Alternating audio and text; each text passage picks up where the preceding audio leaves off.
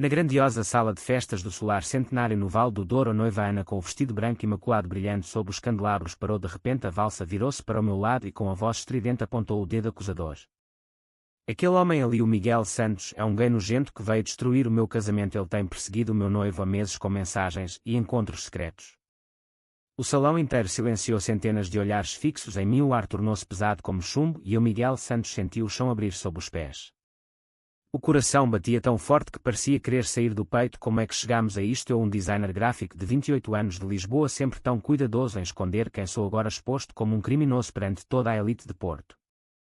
Eu tentei manter a compostura, mas as pernas fraquejavam. O solar, com paredes de pedra antiga e janelas altas que davam para as vinhas douradas, era o cenário perfeito para um casamento de sonho, mas para mim tornara-se um pesadelo vivo. Os convidados, amigos de infância, colegas de negócios da família, menos murmuravam entre si. O pai de Pedro, um empresário conservador e católico, olhava-me com desprezo puro, como se eu fosse a encarnação do diabo. A minha própria mãe, que tinha vindo de Coimbra para o evento, cobriu a boca com a mão, os olhos cheios de lágrimas contidas. Ela sempre suspeitara, mas nunca quisera acreditar que o filho era diferente. Ana continuava a gritar, exibindo o telemóvel com mensagens antigas que eu pensara terem sido apagadas. Como ousas aparecer aqui, Miguel? Tu és a vergonha da sociedade portuguesa. O Pedro merece uma mulher verdadeira, não um pervertido como tu. Eu recuei um passo, o suor frio escorrendo pelas costas, recordando o dia em que conhecera Pedro na Universidade de Lisboa. Ele, o herdeiro rico, eu, o rapaz de família modesta. Tínhamos partilhado risos e depois segredos, noites em apartamentos escondidos, onde o amor parecia possível longe dos olhares. Mas a pressão familiar crescera. O pai de Pedro ameaçara deserdá-lo se não casasse com Ana, a filha de um sócio importante, para salvar o negócio da família em crise. Pedro escolhera o dever, eu escolhera o silêncio, partindo para Lisboa com o coração partido, jurando nunca mais interferir.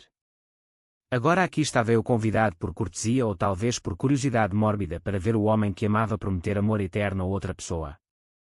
O irmão de Ana aproximou-se, empurrando-me com o ombro. Sai daqui antes que te expulsemos à força. Tu não pertences a este mundo, Miguel.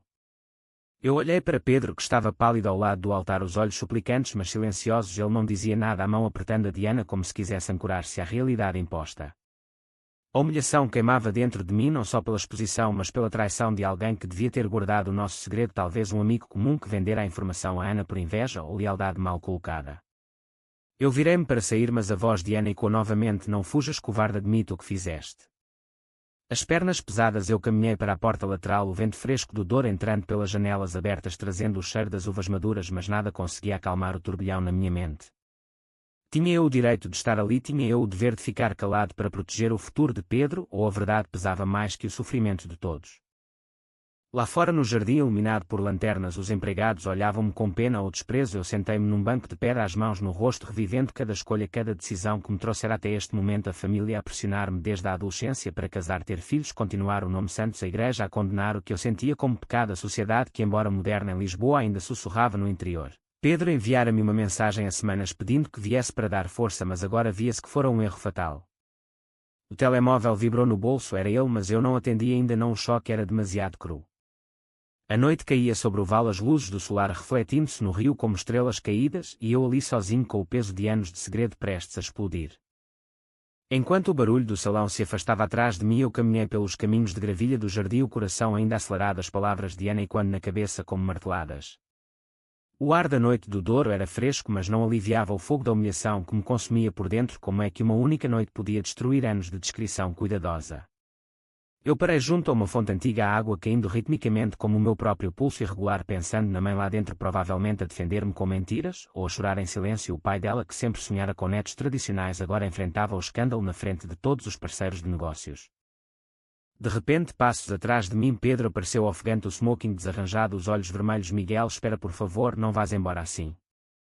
Eu virei-me devagar, o rosto ainda quente de vergonha. O que queres que eu faça? Pedro, fiques calado enquanto a tua noiva me chama de monstro na frente de toda a gente.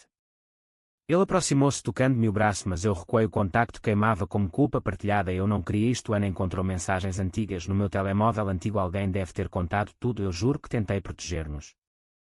As palavras dele saíam atropeladas, revelando o medo que eu já conhecia tão bem, o medo de perder o império familiar, o respeito dos pais, o lugar na sociedade conservadora de Porto, onde ser gay ainda era sussurrado como fraqueza. Eu sentei-me na borda da fonte, as memórias inundando-me como uma onda. O nosso primeiro beijo na praia de Matosinhos, o verão em que viajámos secretamente para o Algarve, fingindo ser colegas de trabalho, as promessas sussurradas de que um dia seríamos livres. Mas a pressão crescera, o negócio da família Mendes à beira da falência, a união com os Carvalho salvaria tudo e Pedro escolhera o sacrifício, ou aceitara por amor ou talvez por cobardia. Agora aqui estávamos nós, o preço a pagar em público. O meu telemóvel tocou novamente, desta vez a mãe. Miguel, volta para casa por favor, não faças cena, a família toda está a olhar. Eu ignorei a chamada, o conflito interno a rasgar-me ao meio, ficar e lutar pela verdade ou fugir e preservar o mundo que Pedro construíra com mentiras. Pedro sentou-se ao meu lado, a voz baixa: eu não consigo casar com ela, Miguel, não depois disto, mas o que dirão os meus pais? Eles vão deserdar-me, o negócio vai ruir. Eu olhei para ele, os olhos cheios de lágrimas contidas: e o que queres que eu diga? Que te apoie na mentira, que te veja casar e finja que o nosso amor nunca existiu? O preço é demasiado alto para mim também. A conversa continuou tensa, cheia de recriminações e arrependimentos, ele acusando-me de ter guardado as mensagens, eu defendendo-me, dizendo que nunca quisera magoar ninguém. O vento trouxe o som distante da música do salão, a festa continuava como se nada tivesse acontecido, mas nós sabíamos que tudo mudara para sempre. Horas mais tarde, quando a noite estava profunda, eu voltei para o quarto que me tinham atribuído no solar, o espelho refletindo um homem quebrado, mas ainda de pé. As decisões que tomara na vida agora confrontavam-me com força total. A família de Pedro reunira-se numa sala privada, ouvia-se vozes altas, o pai gritando sobre a honra e tradição, a mãe Diana chorando sobre o escândalo que manchava o nome. Eu deitei-me na cama, o teto alto com afrescos antigos parecendo julgar-me também, pensando no caminho à frente viria o ostracismo, os amigos que virariam as costas, o trabalho em Lisboa que talvez sofresse com rumores. Mas no fundo uma faísca de coragem acendia-se, talvez fosse hora de parar de esconder, talvez o sofrimento de hoje fosse o preço pela liberdade de amanhã. O dia seguinte amanheceu cinzento sobre o Douro, as nuvens baixas refletindo o meu estado de espírito. Eu desci para o pequeno almoço no terraço, onde grupos de convidados sussurravam olhando-me de lado. Ana estava ausente, provavelmente a chorar no quarto, mas Pedro apareceu com olheiras profundas, sentando-se à minha frente sem dizer palavra primeiro. A tensão era palpável, o garfo tilintando contra o prato enquanto ele finalmente falava: Miguel, eu passei a noite a pensar e não consigo continuar com esta farsa, o casamento está cancelado. As palavras caíram como uma bomba, os empregados pararam, os murmúrios cresceram e eu senti um misto de alívio e terror. O que significava isso para nós, para as famílias? O pai de Pedro irrompeu no terraço, o rosto vermelho de raiva: tu não podes fazer isto, filho, arruínas tudo por causa de um capricho, esta aberração. Pedro levantou-se enfrentando o pai pela primeira vez na vida: não é um capricho, pai, eu amo Miguel, sempre amei, e esconder isto quase me matou por dentro. O confronto escalou, vozes altas, acusações de traição e egoísmo, a mãe de Pedro a implorar para ele pensar na empresa, nos irmãos mais novos que dependiam do negócio. Eu fiquei em silêncio, o conflito moral a consumir-me. Era justo destruir o futuro de tantas pessoas pelo nosso amor, ou o meu silêncio anterior fora a verdadeira traição a mim mesmo e a Pedro? Mais tarde, no jardim privado, Pedro e eu caminhámos entre as roseiras, ele contando como Ana descobrira tudo através de um primo ciumento que lera mensagens antigas e decidira vingar-se de uma velha discussão. A traição doía mais que a humilhação pública, alguém em quem confiávamos vendera-nos por rancor pessoal. Eu partilhei os meus medos, a mãe que me ligara de madrugada a chorar dizendo que o pai dela nunca mais falaria comigo se eu admitisse a verdade, o meu emprego em Lisboa onde clientes conservadores podiam afastar-se. Pedro apertou-me a mão pela primeira vez em público aqui no solar, o gesto pequeno mas revolucionário, talvez tenhamos de pagar o preço, mas juntos. A tarde trouxe mais confrontos, a família de Ana chegou exigindo explicações, ameaçando processos por humilhação pública. Eu defendi-me calmamente dizendo que nunca quisera magoar ninguém, mas a verdade tinha de sair. O irmão de Ana cuspiu no chão chamando-nos de monstros: a sociedade portuguesa não aceita isto, vão ver o vosso nome arrastado na lama. O peso das palavras batia forte, mas eu sentia uma força nova crescer dentro de mim, anos de silêncio a transformarem-se em determinação. O preço era alto, mas a liberdade valia cada lágrima. Ao fim do dia, quando o sol se punha tingindo o Rio de Laranja, eu e Pedro sentámo-nos num banco olhando as vinhas, o futuro incerto mas real pela primeira vez. Ele disse baixinho: eu escolho-te, Miguel, mesmo que perca tudo, e eu respondi: então enfrentamos isto juntos, o amor não pode ser mais uma prisão.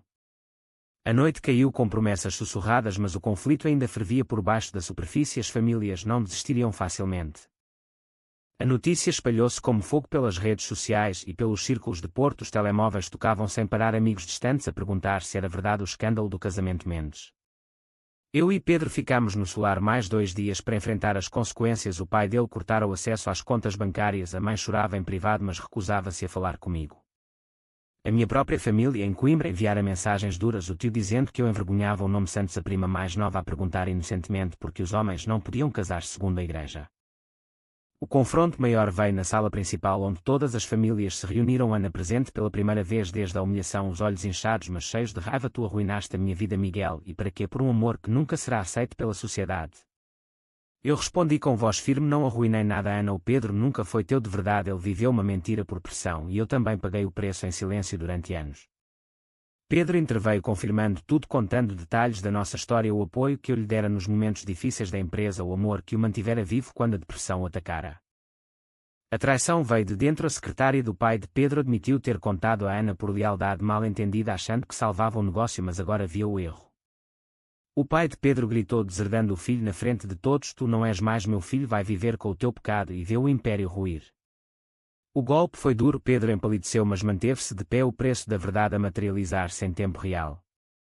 Eu sentia culpa a apertar-me o peito. Era eu o catalisador de todo este sofrimento, ou a sociedade que forçava tais escolhas impossíveis? Fora do solar, os jornalistas locais já rondavam o escândalo perfeito para os tabloides: o herdeiro gay que cancela casamento milionário por amor ao amigo de infância.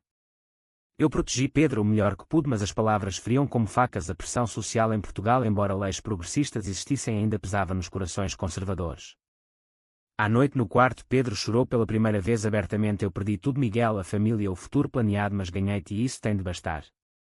Eu abracei-o apertado, sabendo que o caminho à frente seria de luta, reconstrução, talvez mudança de cidade ou até de país, mas juntos. A manhã seguinte trouxe a partida ao solar, esvaziando-se as famílias, partindo sem despedidas, o silêncio mais alto que qualquer grito. Eu e Pedro carregámos as malas para o carro alugado, olhando para trás uma última vez, o lugar onde tudo explodira, agora símbolo de um novo começo, doloroso mas autêntico. Meses depois, em Lisboa, num pequeno apartamento com vista para o Tejo, eu e Pedro reconstruíamos a vida dia a dia. Ele encontrar emprego numa empresa menor, eu mantivera o meu trabalho apesar de alguns clientes terem partido. O escândalo acalmara, mas as cicatrizes permaneciam. A mãe dele enviara uma carta fria, cortando laços para sempre. O meu pai em Coimbra ainda não falava comigo, mas a mãe visitara-nos uma vez em segredo, chorando mas abraçando Pedro como um filho perdido. A sociedade mudara lentamente. Alguns amigos regressaram, outros desapareceram para sempre. O preço da autenticidade medido em relações quebradas e noites de dúvida. Nós caminhávamos pelas ruas de Alfama de mãos dadas pela primeira vez, sem medo, o sol de outono aquecendo os rostos, o rio brilhando ao fundo. Pedro sorria mais leve agora, o peso da mentira levantado, embora o luto pela família perdida ainda o visitasse. Eu refletia sobre cada escolha, o dia da humilhação que iniciara tudo, o confronto que forçara a verdade, as lágrimas e as promessas trocadas no Douro. Tínhamos pago caro, mas ganháramos algo mais valioso: a liberdade de ser quem éramos, sem máscaras, o amor que sobrevivera ao julgamento público e familiar. Uma tarde no mirador de São Pedro de Alcântara, olhando a cidade que nos acolhera, Pedro virou-se para mim: obrigado, Miguel, por não desistires de nós, eu teria ficado preso para sempre sem ti. Eu respondi: o preço foi alto, mas valeu cada momento, o sofrimento ensinou-nos o valor da verdade. A vida continuava com planos modestos, talvez uma viagem à Espanha para casar legalmente longe dos olhares, talvez adotar um cão para encher o apartamento de riso, o futuro incerto mas nosso. No final, olhando para o horizonte, eu pergunto a mim mesmo: e agora a ti que lês esta história, foi correto Miguel ter revelado a verdade mesmo sabendo o sofrimento que causaria às famílias, ou deveria ter mantido o silêncio para preservar a paz alheia, certo ou errado?